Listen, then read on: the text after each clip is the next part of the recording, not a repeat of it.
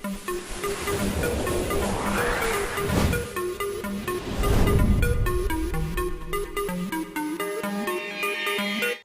Everyone, आप सभी का स्वागत है इसके निशा टीएम में। फ्रेंड्स, आज जो हम बताने जा रहे हैं ये 2022 एग्ज़ाम के लिए बहुत ही मोस्ट इम्पॉर्टेंट क्वेश्चन है।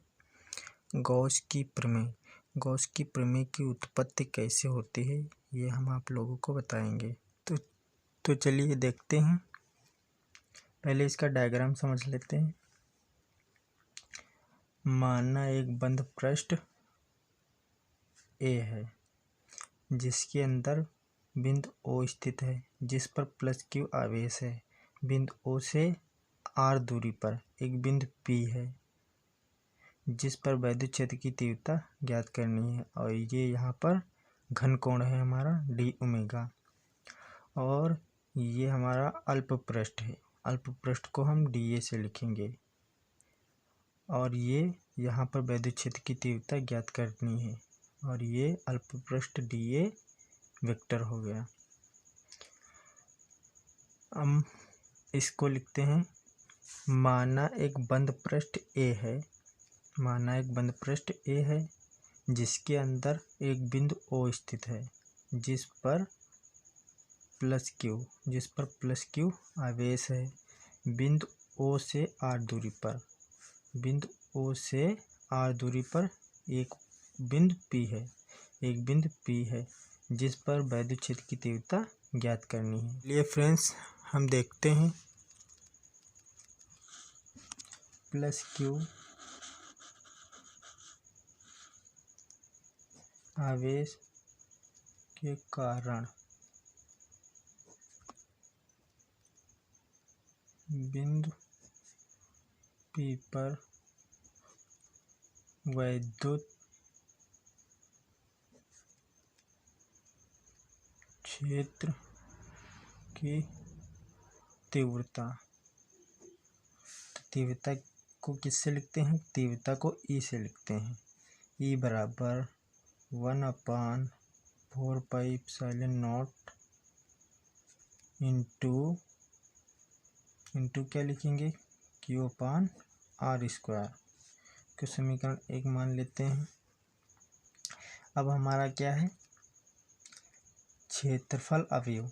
अब dA के लिए निकालते हैं, पहले छोटे क्षेत्रफल के लिए। तो लिखेंगे क्षेत्रफल अवयव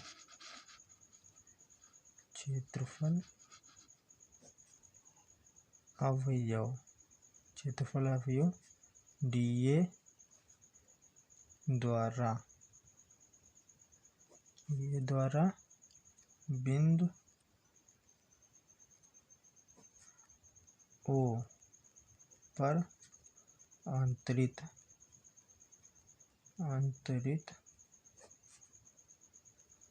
घन कोण। आंतरिक घन कोण हमारा कितना है? d omega. तो हमारा घन कोण है d ओमेगा।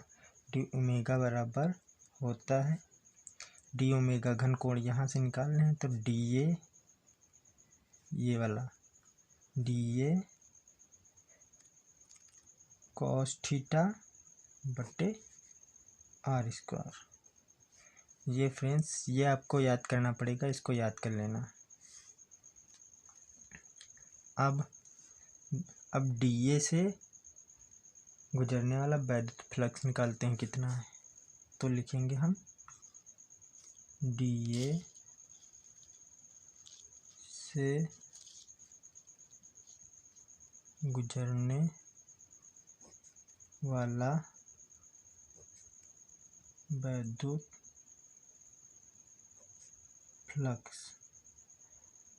फ्लक्स कितना निकलेगा तो वो देख लेते हैं। तो छोटा अल्पांश ना, छोटे के लिए हम लेते हैं, शुरुआत में d लगा लेंगे। तो d phi e बराबर E vector into dA vector. E vector into dA vector. जब वेक्टर हटेगा d phi e बराबर E vector into dA vector और आ जाएगा कॉस थीटा। अब यहाँ पर ई का मान ऊपर निकाल चुके हैं, तो ई का मान ऊपर समीकरण 1 से नीचे रख देंगे ई की जगह पर। अब ई का मान ऊपर समीकरण 1 से रख देते हैं, तो डी फाई ए बराबर 1/4πε0 into Q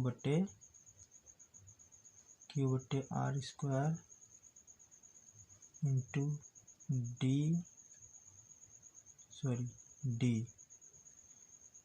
A cos theta. फिर यहाँ से लिखेंगे डी फाई ई बराबर क्यू यहाँ पर आ जाएगा Q/4πε0 अपान, अब ये इतना लिख देंगे डी ए कॉस थीटा बटे में हमारा रहेगा आर स्क्वायर। इतना डी ओमेगा का मान इतना होता है, तो यहाँ पर डी ओमेगा लिख लेते हैं। यहाँ से डी फाई ई बराबर Q/4πε0 इंटू डी ओमेगा। अब फ्रेंड्स कुल वैद्युत फ्लक्स निकालते हैं। कुल वैद्युत फ्लक्स कितना निकलेगा? कुल वैद्युत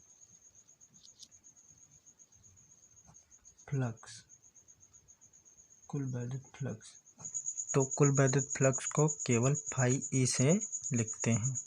फाई ई बराबर Q/4πε0 इंटू, अब पूरे पृष्ठ के लिए समाकलन लग जाएगा, पूरे संपूर्ण पृष्ठ के लिए डी ओमेगा। फाई ई बराबर Q/4πε0 इंटू 4π, चूँकि इसका मान बराबर 4π ही होता है। इसका बंद पर समाकलन डी ओमेगा का मान 4π होता है, तो 4π से 4π कट गया, नीचे कितना बचा? फाई ई बराबर Q/ε0। ये ही हमारी क्या थी? गॉस की प्रमेय जो सिद्ध हो चुकी है।